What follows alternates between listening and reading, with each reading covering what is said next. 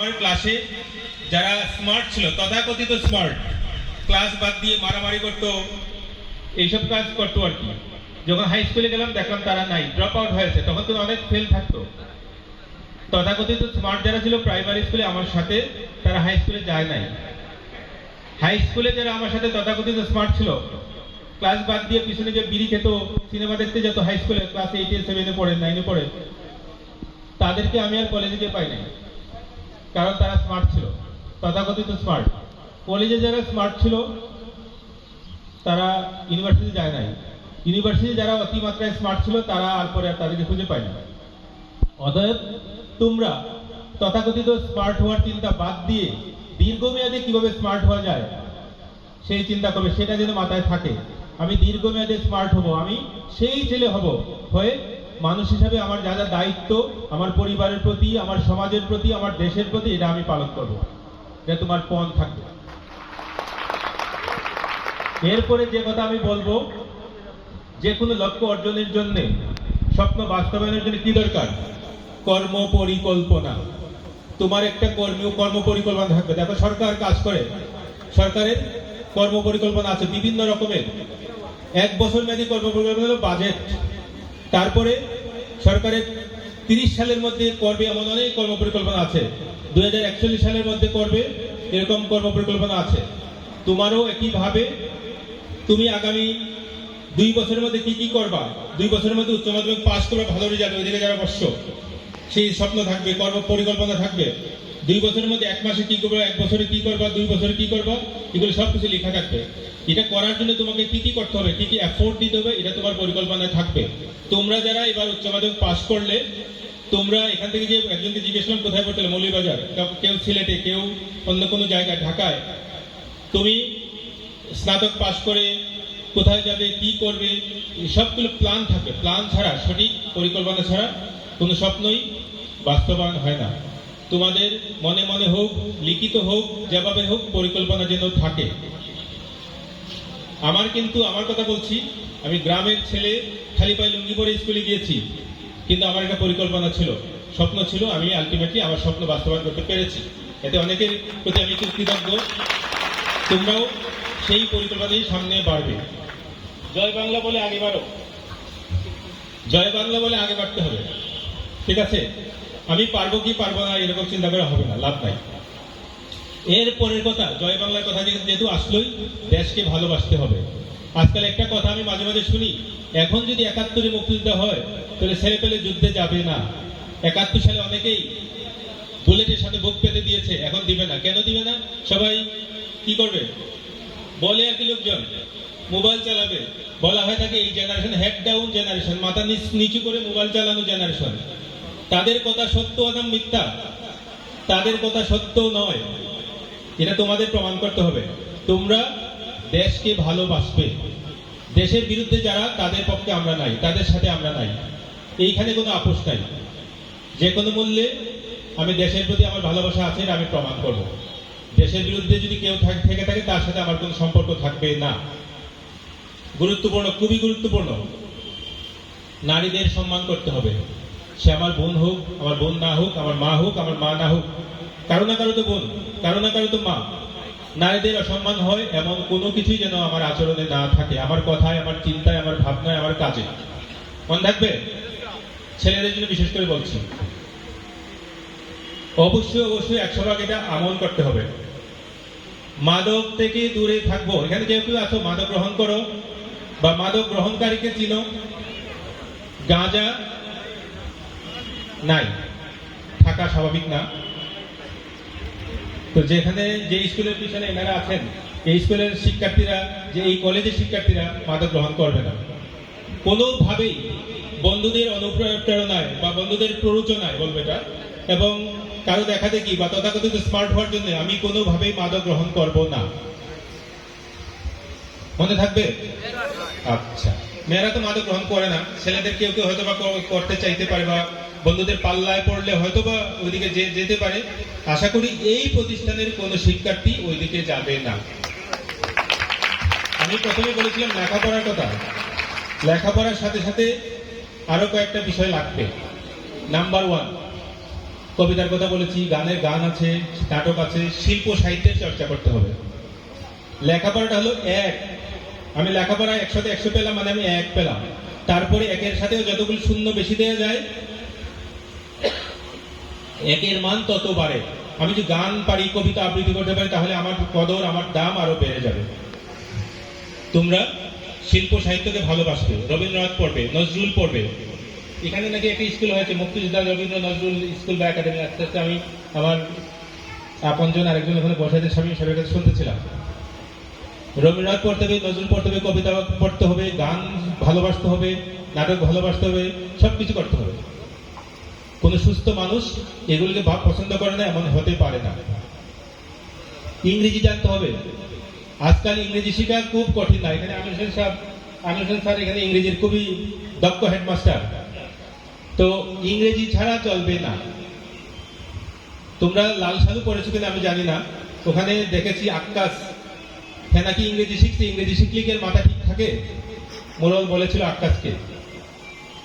তো এটা সঠিক নয়। ইংরেজি বিকল্প নাই, ইংরেজি জানতে হবে, ইংরেজি চর্চা করতে হবে। আজকাল হাতে একটা স্মার্টফোন যদি থাকে, ইন্টারনেট কানেকশন সহ, তাহলে তোমার বিশ্ব হাতের মুঠোয়। ইংরেজি শেখা খুবই কঠিন। এখানে হাজার হাজার লক্ষ লক্ষ কোটি কোটি ভিডিও আছে ইংরেজি শেখার। দয়া করে এই যে স্যার বলেছিল কোন স্যার যেন, মোবাইল ফোনের অ্যাবিউজ, মিসইউজ, এগুলো না করে আমরা এটাকে ব্যবহার করব ল্যাঙ্গুয়েজ শেখার জন্য, স্কিল শেখার জন্য। এর মধ্যে ইংরেজি অতি গুরুত্বপূর্ণ। তোমরা এর মাধ্যমে ইংরেজি শিখতে পারো, খেলার ছলে, বিনোদনের ছলে। ইংরেজির সাথে যদি কেউ আরেকটা ভাষা শিখতে পারো, যে জাপানিজ হতে পারে, চাইনিজ হতে পারে, ফ্রেঞ্চ হতে পারে, স্প্যানিশ হতে পারে, তাহলে তোমাকে আর পাইকে বিশ্ব তুমি জয় করে ফেললে। এটাও এখান থেকে সম্ভব। আমি সময় পেলেই স্প্যানিশ ভাষা, ফ্রেঞ্চ ভাষা এগুলো দেখার চেষ্টা করি। স্প্যানিশ ভাষা খুবই সহজ, জাতিসংঘের ভাষা। চাইনিজ ভাষা শিখতে পারলে তো তোমার চাকরির কোনো অভাবই নাই। তোমাকে নিয়ে কারাগারি পড়বে ঢাকা শহরে। বিভিন্ন চাইনিজ কোম্পানি তারা লোক পায় না খুঁজে। জাপান তোমার জন্য খোলা হয়ে যাবে দরজা। জাপানের যে কোনো চাকরি তুমি করতে পারবে জাপানি ভাষাটা জানলেই। এটা কথা। আমরা বাংলা শিখবো, ইংরেজি শিখবো, পারলে আরেকটা ভাষা শিখবো, আরবিও হতে পারে। তুমি যদি আরবিতে কথাবার্তা বলতে পারো, ফ্লুয়েন্ট, লেখার দরকার নাই, বলতে পারো এবং বুঝতে পারো, তোমার লিসনিং স্কিল আর স্পিকিং স্কিল থাকে, তাহলে বিশ্ব তোমার হাতের মুঠায়। যে কোনো একটা ভাষা শিখতে পারলে হবে। এটা এই মোবাইল ফোনটা ব্যবহার করলেই সম্ভব। কোনো টিচার দরকার নাই, কোচিং সেন্টার দরকার নাই। মনে রেখো।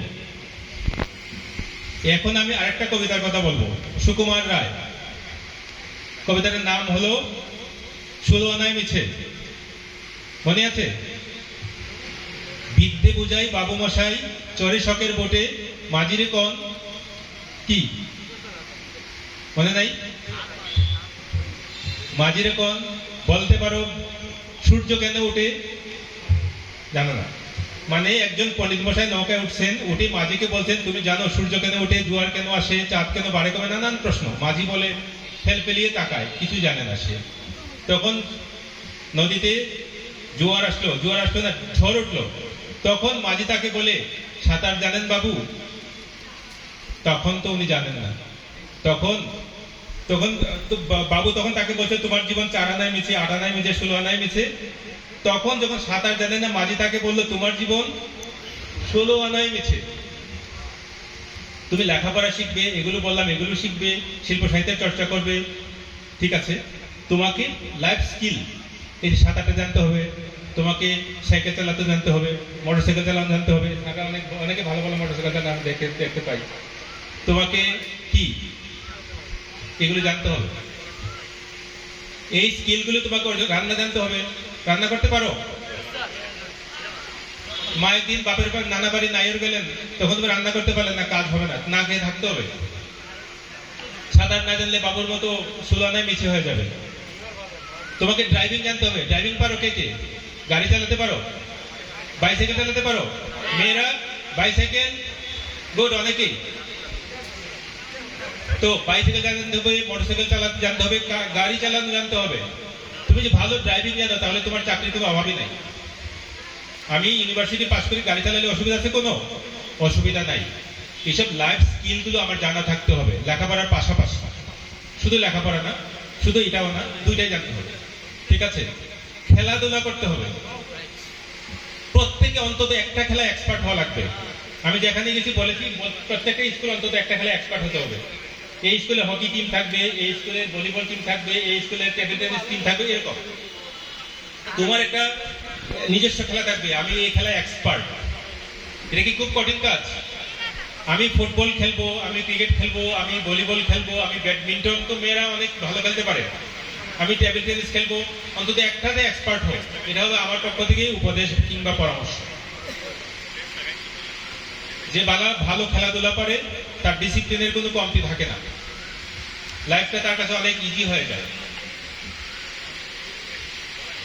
এরপরে আমি যে কথা বলবো, সততাই সর্বোৎকৃষ্ট পন্থা। এটা বিশ্বাস করো না কে কে?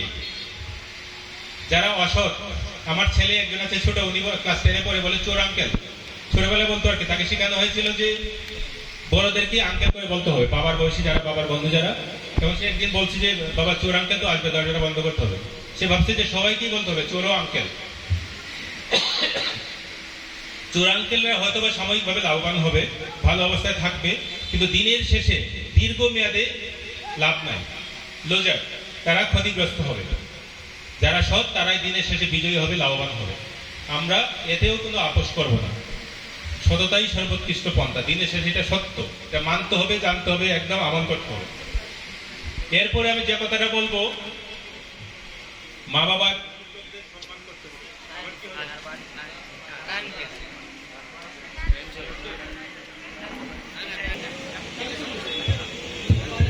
যে কথা বলছিলাম আমি শেষ করে দেবো, তোমরা একটু তোমাদের মনোযোগ আমি মানে আকর্ষণ করছি, দাবি করছি, মনে করলে হবে না। বাবা কিন্তু বাবা হয়েছে আমার স্টেজটা পার করে, আমার বয়সটা পার করে।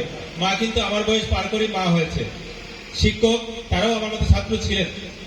অতএব আমি এটা বুঝি মনে করি, শিক্ষক স্যার কি বোঝে, স্যারকে ফাঁকি দেওয়া খুবই সহজ।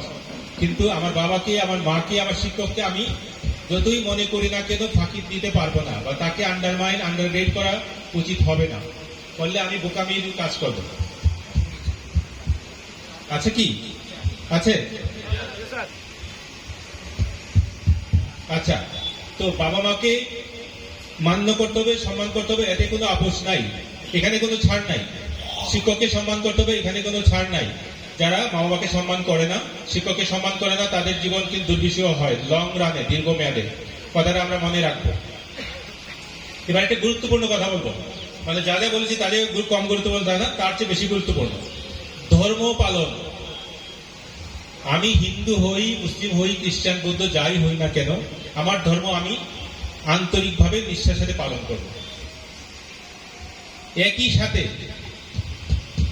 আমি অন্যের ধর্মকে সম্মান করব, কোন ধর্মের বিরুদ্ধে অবস্থান গ্রহণ করব না। আমি আমার ধর্ম সর্বোচ্চ আন্তরিকতার সাথে পালন করব। আমি একজন প্র্যাকটিসিং মুসলিম।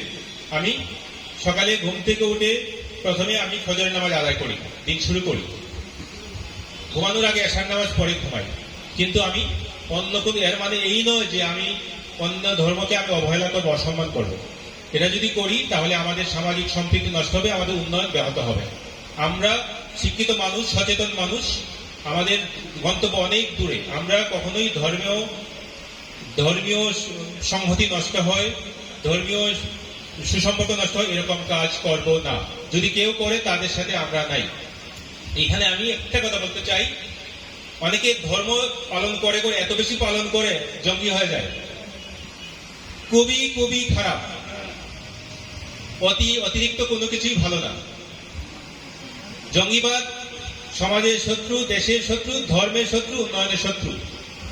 আমরা তাদের পক্ষে কোনোভাবে অবস্থান নিব না। যদি এরকম কেউ থাকে, আমি যথাযথ ব্যক্তিকে, কর্তৃপক্ষকে জানিয়ে দেবো, স্যার এরকম আছে, সন্দেহজনক তার আচরণ। আমি উপযুক্ত ব্যক্তি মানে আমার জন্য আমার স্কুলের প্রধান শিক্ষক, আমার কলেজের অধ্যক্ষ, তারাই যথেষ্ট, তাকে জানাতে পারে। আমার কথা বেশি নাই। নিয়মিত শরীর চর্চা করতে হবে, এটা বলা হয়ে গেছে মনে হয় খেলাধুলার কথা যখন বলেছি। আমার যতই লেখাপড়া থাকুক, বিদ্যে বোঝাই, বাবু মশাই হয়ে যায়, কিন্তু আমার শরীর যদি ভালো না থাকে, আমি সবসময় অসুখ বিসুখে ভুগি, তাহলে আমার পক্ষে সমাজের জন্য, দেশের জন্য কিছুই করা সম্ভব না। আমার যা যা দায়িত্ব তা পালন সম্ভব নয়। আমি ফিজিক্যালি ফিট থাকার চেষ্টা করব। ফিজিক্যাল ফিটনেস ছাড়া অন্যান্য ফিটনেস আসে না। অতএব খেলাধুলার মাধ্যমে হোক, জিমে গিয়ে চর্চার মাধ্যমে হোক, আমি ফিজিক্যালি ফিট থাকবো।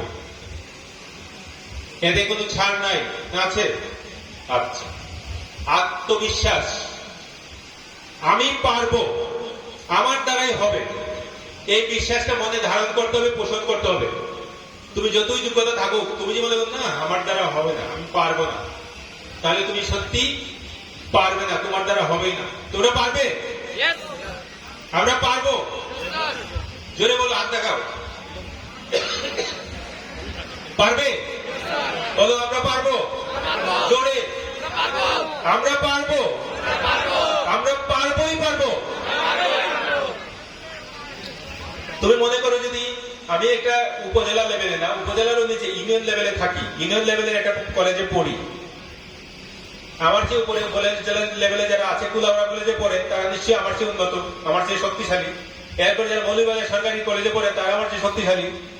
তারপর যারা ঢাকা শহরে পড়ে কিংবা সিলেট এমসি কলেজে পড়ে, তারা আমার চেয়ে শক্তিশালী। কোনো কথা নাই। আমি আমি আমার কথা বলি, একদম গ্রামের প্রত্যন্ত স্কুলে পড়েছি, খালি পায়ে লুঙ্গি পরে, বলেছি না? যখন বিসিএস পাস করলাম, দেখলাম যে ওই এরকম আরো অনেকে আছে। তখন ঢাকা শহরের স্কুলে ছিল না, ধানমন্ডি বয়েজ হাই স্কুল কিংবা কি যেন এটা মতিঝিল আইডিয়াল উচ্চ বিদ্যালয় কিংবা কি যেন ঢাকা শহরে আরো বড় বড় স্কুল আছে, আদমজি ক্যান্টনমেন্ট পাবলিক স্কুল ছিল না? ওরা কই? ওরা কোথায় গেল? বিসিএসসি আমি আমার সাথে 300 জন পাস করেছে আমার ক্যাডারে। 300 জনের মধ্যে আমি দেখলাম 150 জনই গ্রাম থেকে এসছে।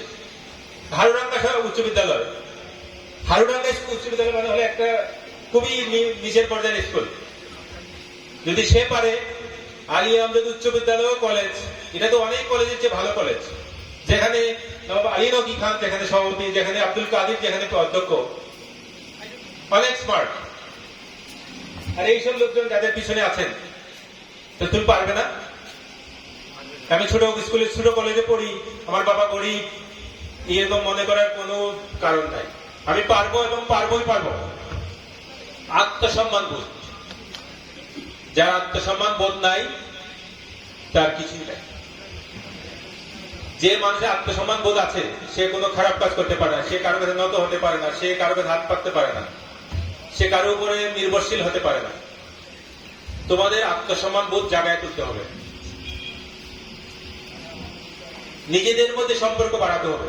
যে আমরা 10 জন এবার পাস করলাম, নিজেদের মধ্যে একটা নেটওয়ার্ক যদি থাকে, আমি বিভিন্ন কলেজে ভর্তি হতে যাবো, হয়তো বা কেউ এমসি কলেজে যাবো, কেউ মৌলভীবাজার কলেজে যাবো, কেউ ঢাকায় যাবো, কেউ অন্য জায়গায় যাবো, কিন্তু নেটওয়ার্কিং এর মাধ্যমে অনেক কিছু অ্যাচিভ করা সম্ভব। তোমরা যারা এখানে ভর্তি হলে, এটা কতজন বলছিলেন? 200 প্লাস, 234 জন, প্রায় 250 জন। এই 250 জনের মধ্যে যদি সুসম্পর্ক থাকে, একটা নেটওয়ার্কিং থাকে, তাহলে একজনের সমস্যা আরেকজন সমাধান করে দিলে, তোমরা যে একটা পরিবারের মতো থাকো, ভাই বোনের মতো থাকো, তাহলে নিজেদের প্রত্যেকে উপকৃত হবে, প্রত্যেকেই লাভবান হবে। তোমরা এই জিনিসটা মনে রাখবে। একটা বিষয়, একটা পাঠ তুমি বুঝছো না, অন্য তোমার একজন সহপাঠী যিনি বুঝছেন, সবাই কিন্তু সব বিষয় সমান বুঝে না। কেউ গণিত বুঝে, কেউ অর্থনীতি বুঝে, কেউ পরিণতি বুঝে, যে যারটা বুঝে। ঠিক আছে, একজন আরেকজনকে বুঝিয়ে দিতে হবে, তাহলে ভালো হবে। আমি একটা গল্প বলি এখানে, একটু সময় দেন, 2-3 মিনিট। একটা ইংরেজি না, এটা ল্যাটিন একটা সাহিত্যে একটা গল্প পড়েছিলাম, যে একজনকে স্বর্গ এবং নরক পরিদর্শন নিয়ে যাওয়া হয়েছে। প্রথমে যাওয়া হলো নরকে। নরকে গিয়ে দেখা হলো একটা ডাইনিং টেবিল, অনেক লম্বা, কয়েক মাইল লম্বা ডাইনিং টেবিলের 2 পাশে লোকজন বসেছে, নরকের অধিবাসীরা।